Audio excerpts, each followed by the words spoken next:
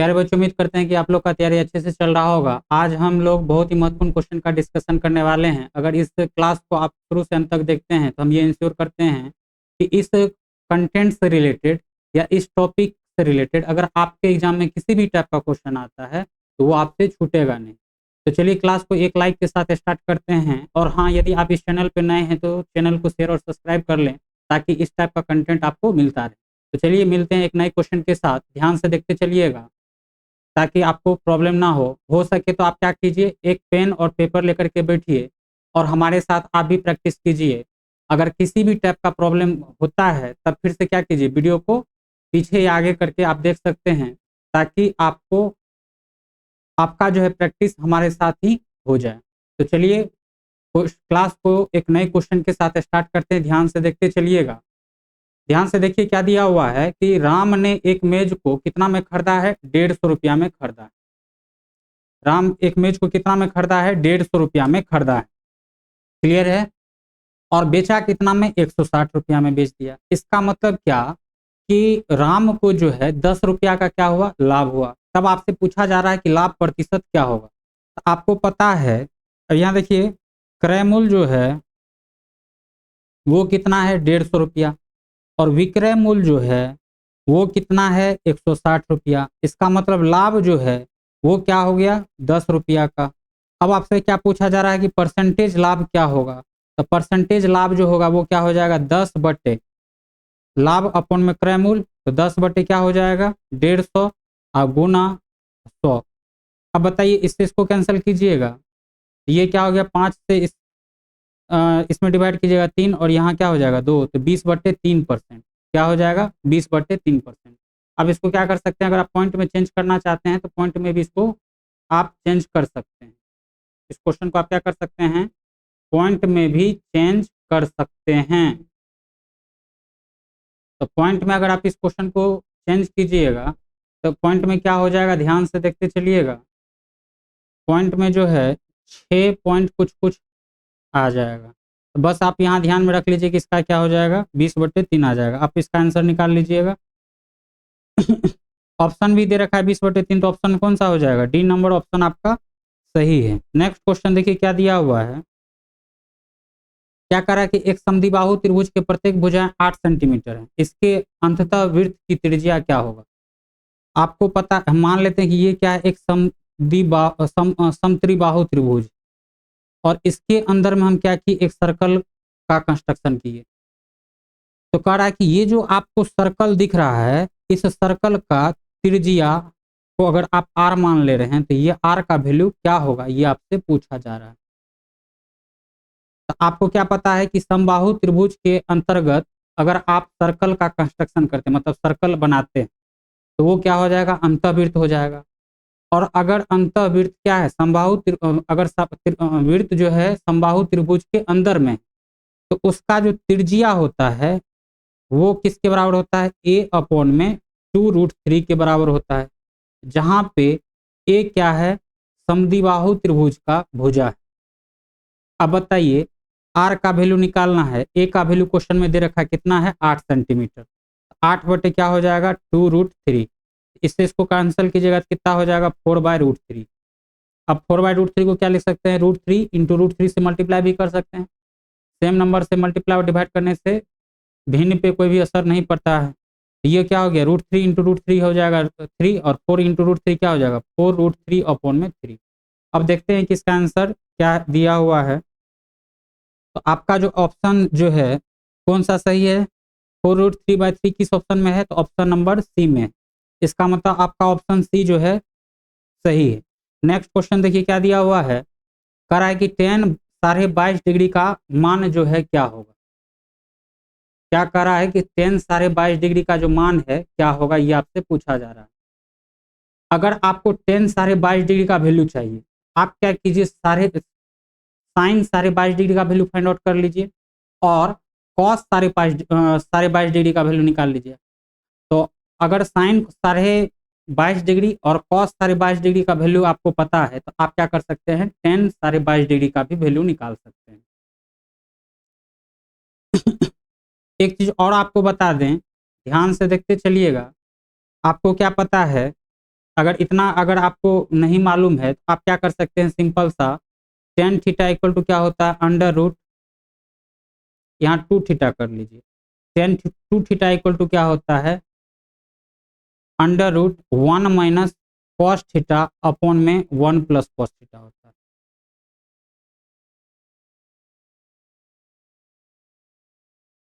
यहाँ टेन, ध्यान से देखते चलिएगा, टेन थीटा इक्वल टू क्या हो जाएगा, one minus cos theta into one plus cos theta. तो यहाँ देखिए one minus cos two theta जो होता है वो क्या होता है, two sine square theta by two होता है। तो अगर थीटा बाई टू करते हैं तो टू थीटा का हाफ क्या हो जाएगा, थीटा हो जाएगा। इसका मतलब वन माइनस कॉस थीटा का वैल्यू जो होता है वो किसके बराबर होता है, two sine square theta by two के बराबर होता है। यहाँ थीटा था तो यहाँ क्या हो गया, थीटा बाई टू। अगर यहाँ टू थीटा तो यहाँ क्या हो जाएगा, थीटा। टू थीटा का हाफ क्या हो जाएगा, थीटा हो जाएगा। उसी तरीका से one plus cos two theta का जो वैल्यू होता है वो किसके बराबर होता है, टू कॉस थीटा के बराबर होता है। अब बताइए आपको क्या पता है कि टेन थीटा इक्वल टू क्या होता है यहाँ स्क्वायर छूट गया, सब जगह स्क्वायर लगा दीजिएगा। मतलब वन माइनस कॉस थीटा का जो वैल्यू होता है वो किसके बराबर होता है, तो two sine square theta by two के बराबर होता है। और one minus cos two theta का वैल्यू किसके बराबर होता है, टू साइन स्क्वायर थीटा के बराबर होता है। और वन प्लस कॉस थीटा किसके बराबर होता है, तो टू कॉस स्क्वायर थीटा के बराबर होता है। अगर इतना आपको मालूम है तो ध्यान से देखते चलिएगा, अगर टेन थीटा पूछेंगे तो टेन थीटा इक्वल टू क्या होता है, साइन थीटा अपन में कॉस थीटा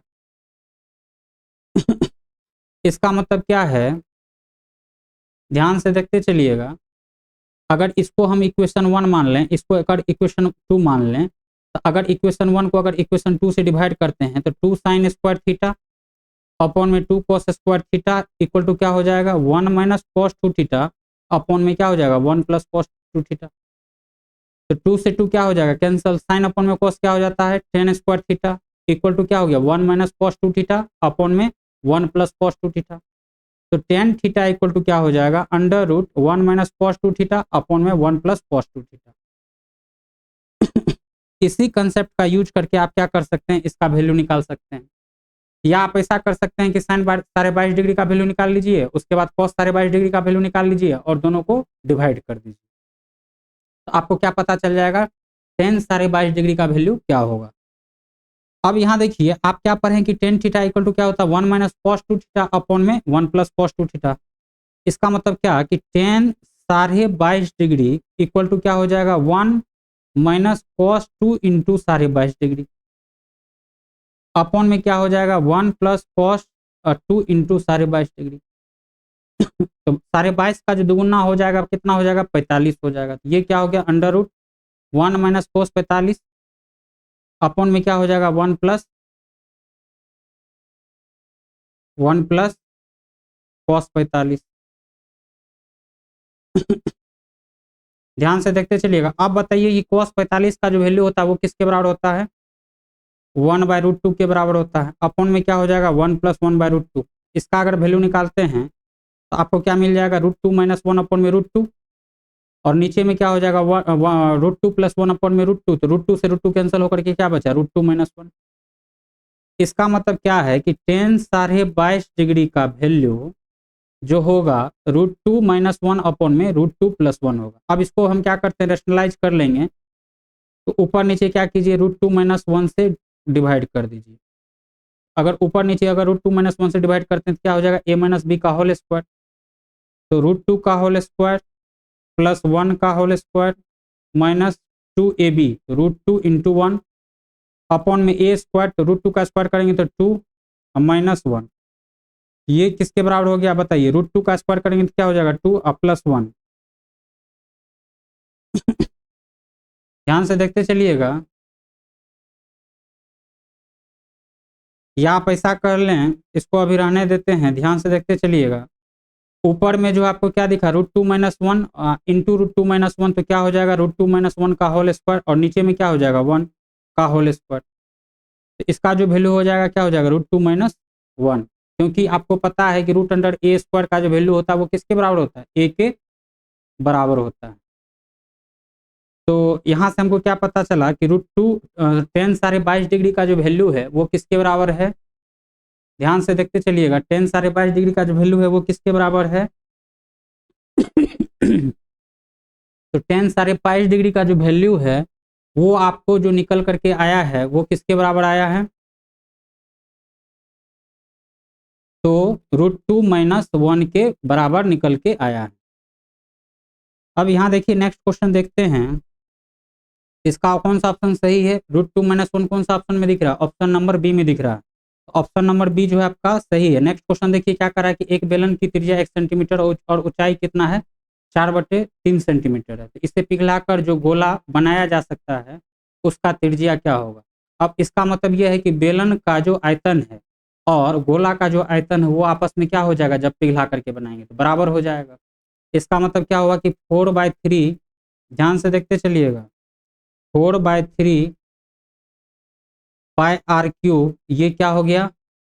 तो गोला का आयतन, और बेलन का आयतन क्या हो जाएगा? Pi into 1 × 4/3। अब यहाँ से निकालते हैं तो आर क्यूब का जो वैल्यू है वो किसके बराबर हो जाएगा? 1 के बराबर। आर का जो वैल्यू है वो किसके बराबर आ जाएगा? 1 सेंटीमीटर के बराबर। ऑप्शन नंबर ए आपका क्या है? सही है। उम्मीद करते हैं कि ये भी क्वेश्चन आपको समझ में आ गया होगा। नेक्स्ट क्वेश्चन देखिए क्या दिया हुआ है, कह रहा है कि sine theta plus cos theta का अधिकतम मान क्या हो सकता है? तो साइन थीटा का जो अधिकतम मान होता है 1 और कॉस थीटा का भी जो अधिकतम मान होता है कितना? 1। तो 1 + 1 कीजिएगा तो क्या हो जाएगा? 2 हो जाएगा। इसका सही आंसर क्या होगा? तो ऑप्शन नंबर बी जो है इसका करेक्ट आंसर है। नेक्स्ट क्वेश्चन देखिए क्या दिया हुआ है कि 2x - 7 × 2x + 4 और 2x - 7 का होल स्क्वायर इंटू x + 3 का मोसो क्या होगा? मतलब क्या? HCF, highest common factor. तो एचसीएफ में हम क्या करते हैं? कॉमन कॉमन निकालते हैं। तो अगर कॉमन आपको निकालना है तो यहाँ देखिए एचसीएफ इक्वल टू क्या हो जाएगा? अब बताइए, अगर f of x equal to हम मान लेते हैं 2x - 7 × 2x + 4 और जी ऑफ एक्स इक्वल टू अगर हम मान लेते हैं 2x - 7 का होल स्क्वायर इंटू x + 3। तो इस दोनों में कॉमन क्या है? 2x - 7 यहाँ भी दिख रहा है, 2x - 7 यहाँ भी दिख रहा है। तो एचसीएफ जब हम फाइंड आउट करते हैं तो कॉमन को देखते हैं तो क्या हो जाएगा? 2x - 7, ये इसका क्या हो जाएगा? फैक्टर हो जाएगा। फैक्टर नहीं, क्या हो जाएगा? मोसो हो जाएगा। तो उम्मीद करते हैं कि ये भी क्वेश्चन आपको समझ में आ गया होगा। इसका आंसर क्या हो जाएगा? 2x - 7। ऑप्शन नंबर ए आपका क्या है? सही है। नेक्स्ट क्वेश्चन देखिए क्या दिया हुआ है, ध्यान से देखते चलिएगा। कह रहा है कि एक त्रिभुज एबीसी की भुजाओं ए बी और ए सी क्रमशः बिंदु डी और ई इस प्रकार है कि ए डी का वैल्यू, ए से डी का वैल्यू कितना दे रखा है? 8 सेंटीमीटर। और डीबी का वैल्यू, और किसका वैल्यू? तो डीबी का वैल्यू दे रखा है 12 सेंटीमीटर। डीबी का वैल्यू कितना दे रखा है? 12 सेंटीमीटर।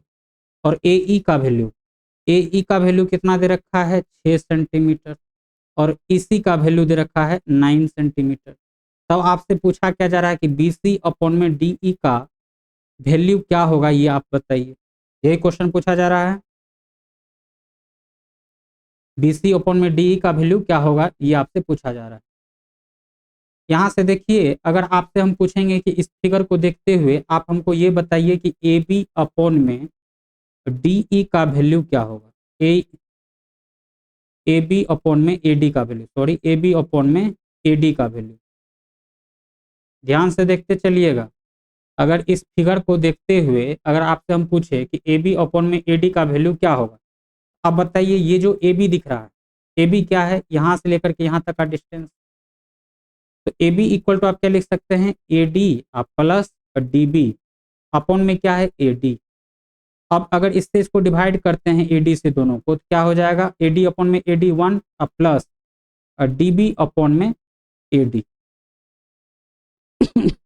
अब बताइए ए डी का जो वैल्यू है, या आप ऐसा कर सकते हैं ए डी, अब अगर 1 प्लस, या इसको अगर आप इतना नहीं करना चाहते तो सिंपल डायरेक्ट क्या कीजिए, इसका वैल्यू पुट कीजिए।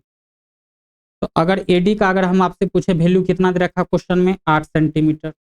डीबी का वैल्यू कितना दे रखा? 12 अपॉन में 8। 12 + 8 कितना हो गया? 20। अब 20/8 करेंगे क्या हो जाएगा?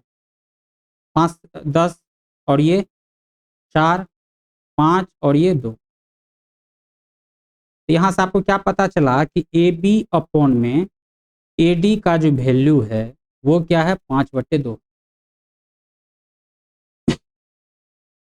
हम क्या किए, ए बी अपॉन में ए डी का वैल्यू निकाल लिए। अगर आपसे पूछेंगे कि ए सी अपॉन में ए ई का वैल्यू बताइए, ए सी अपॉन में ए ई का वैल्यू, ए सी अपॉन में ए ई का वैल्यू क्या होगा? ए सी को आप क्या लिख सकते हैं, ए ई प्लस ई सी अपॉन में ए ई।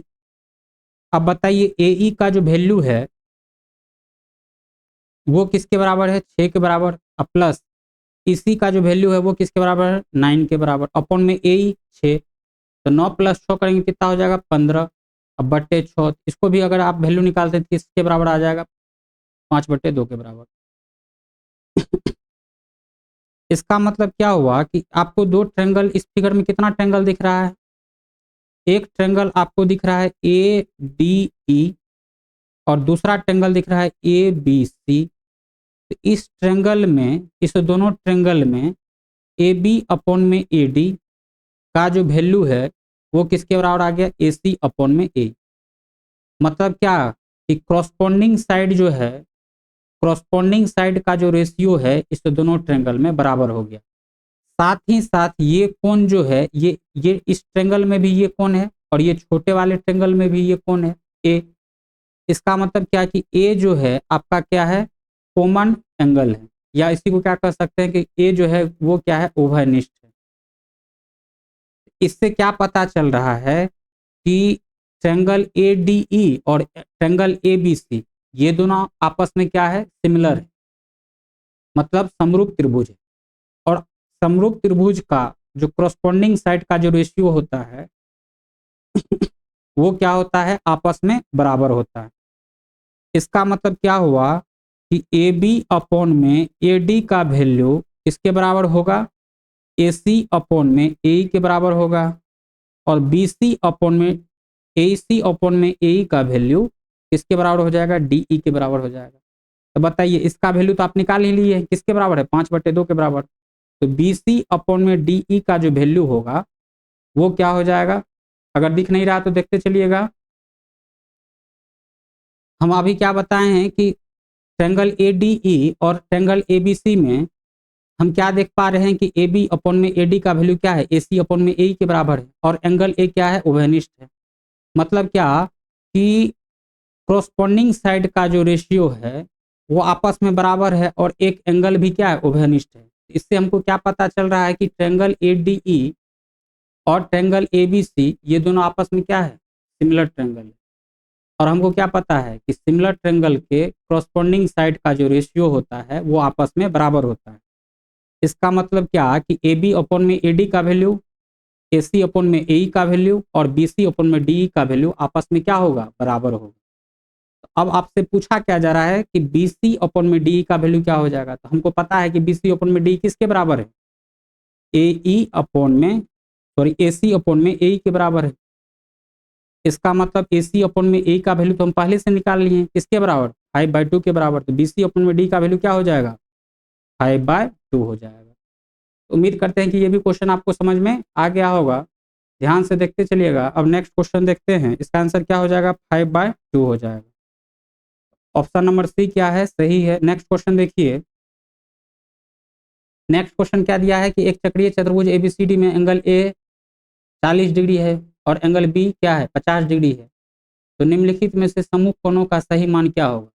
आपको पता है कि चक्रीय चतुर्भुज का जो अपोजिट साइड का जो वैल्यू होता है, मतलब अपोजिट एंगल का जो सम होता है वो किसके बराबर होता है, 180 के बराबर होता है। इसका मतलब क्या है कि अगर एक साइड, एक एंगल ए है तो एंगल ए के जस्ट अपोजिट साइड का जो वैल्यू होगा वो किसके बराबर हो जाएगा, 140 डिग्री के बराबर हो जाएगा। क्यों, क्योंकि चक्रीय चतुर्भुज के केस में अपोजिट एंगल का वैल्यू, मतलब अपोजिट एंगल के सम का जो वैल्यू होता है वो 180 डिग्री के बराबर होता है। अगर एक एंगल, अपोजिट एंगल में से एक एंगल 40 है तो इसका मतलब दूसरे एंगल को कितना होना पड़ेगा, 140। और यदि दूसरा अपोजिट एंगल बी है जिसका वैल्यू 50 है, तो बी के जस्ट अपोजिट एंगल का भी जो वैल्यू होगा वो किसके बराबर हो जाएगा, 130 डिग्री के बराबर हो जाएगा। क्यों, क्योंकि इस दोनों का भी सम क्या होना चाहिए, 180 डिग्री के बराबर होना चाहिए। इसका मतलब क्या कि 101 के सम्मुख कोणों का, एक के जो सम्मुख कोण होगा उसका वैल्यू जो होगा वो किसके बराबर होगा, 140 डिग्री के बराबर, और बी के सम्मुख कोणों का जो वैल्यू होगा वो किसके बराबर होगा, 130 डिग्री के बराबर। ऑप्शन नंबर ए ही आपका क्या है, सही। उम्मीद करते हैं कि ये भी क्वेश्चन आपको समझ में आ गया होगा। नेक्स्ट क्वेश्चन देखते हैं। देखिए क्या कह रहा है कि दो वृत्त की त्रिज्याओं का अनुपात दे रखा है, तो क्षेत्रफल का अनुपात क्या होगा।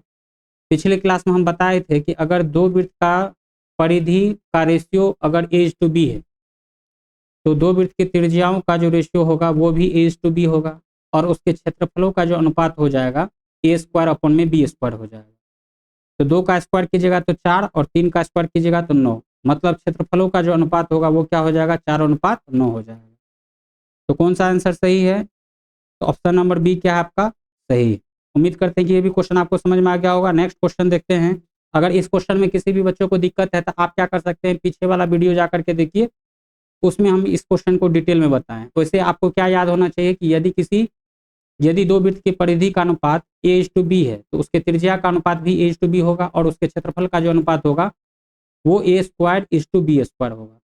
तो ए की जगह पे क्या है, 2 है, तो 2 का स्क्वायर करेंगे तो 4, और 3 का बी की जगह पे क्या है, 3 है, तो 3 का स्क्वायर करेंगे तो क्या हो जाएगा, 9।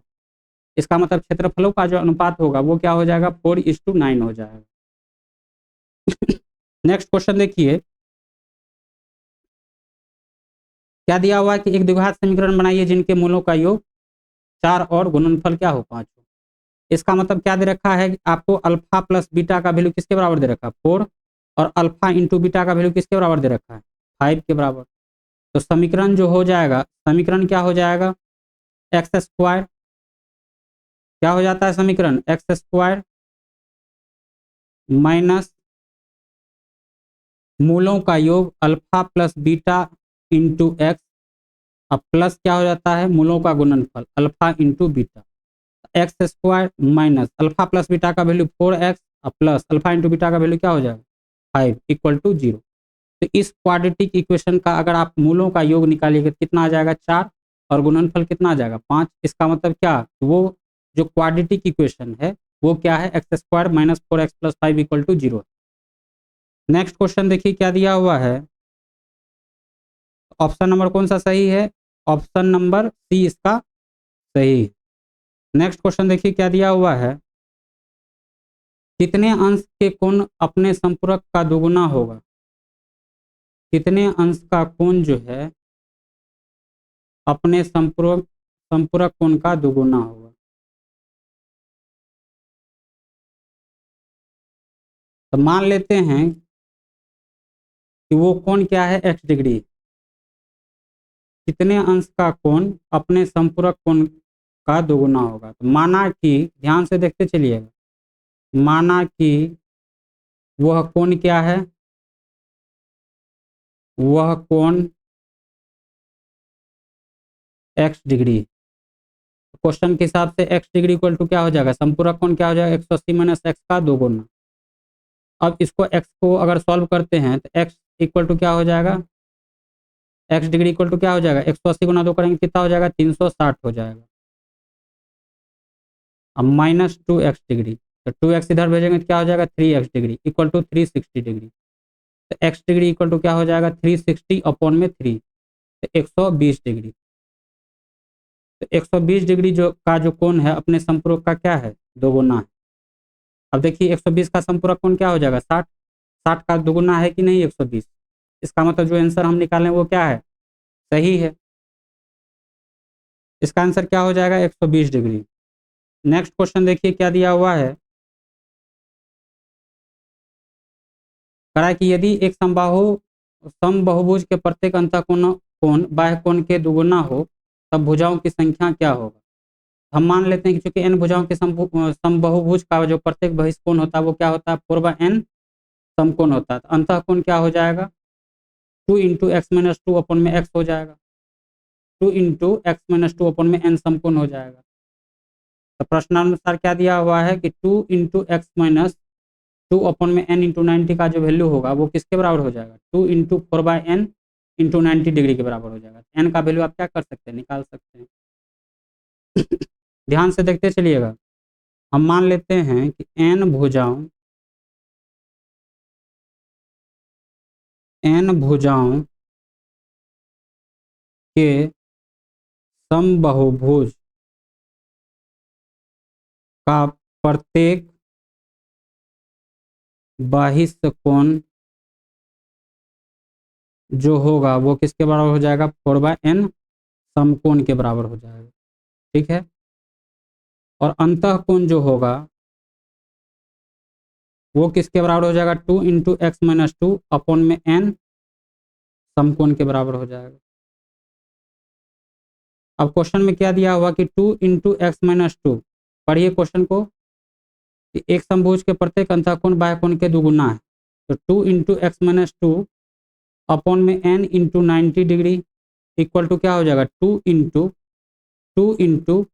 4/n × 90 degree. समकोण का मतलब क्या है, 90 डिग्री। अब 90 से 90 क्या हो जाएगा, कैंसिल हो जाएगा।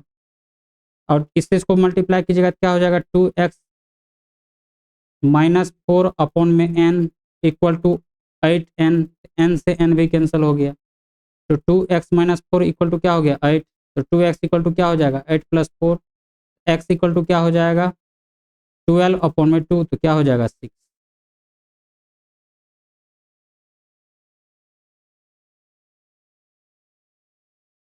x का वैल्यू क्या आ जाएगा, 6 आ जाएगा। चलिए नेक्स्ट क्वेश्चन देखते थे। यहाँ भुजाओं की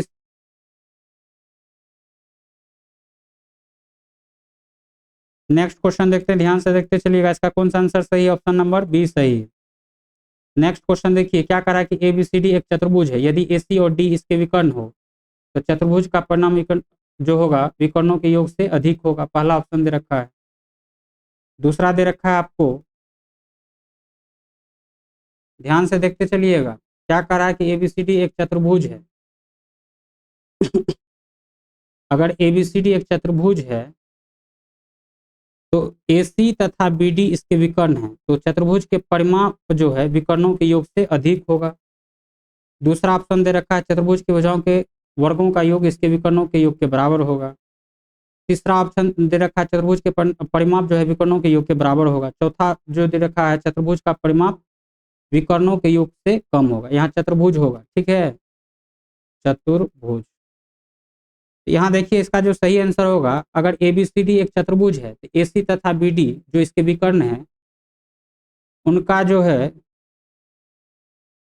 चतुर्भुज के परिमाप विकर्णों के योग से अधिक होगा। मतलब क्या, चतुर्भुज का जो परिमाप होगा विकर्णों के योग से जो होगा वो अधिक होगा। इसका मतलब ये लेंथ, ये लेंथ और ये लेंथ और ये लेंथ, इस दोनों का चारों का जो सम होगा इस दोनों के सम से क्या होगा, अधिक होगा। इसका सही आंसर क्या हो जाएगा, option number A. Next question देखिए क्या दिया हुआ है। दो समरूप त्रिभुज के क्षेत्रफल 12 सेंटीमीटर और 48 सेंटीमीटर है, और यदि छोटे त्रिभुज की ऊंचाई 2.1 सेंटीमीटर है, तब क्या पूछा जा रहा है कि बड़े त्रिभुज की संगत ऊंचाई क्या होगा। तो एक त्रिभुज ये है, दूसरा त्रिभुज ये है, ये दोनों त्रिभुज क्या है, समरूप है। ये दोनों त्रिभुज क्या है, समरूप।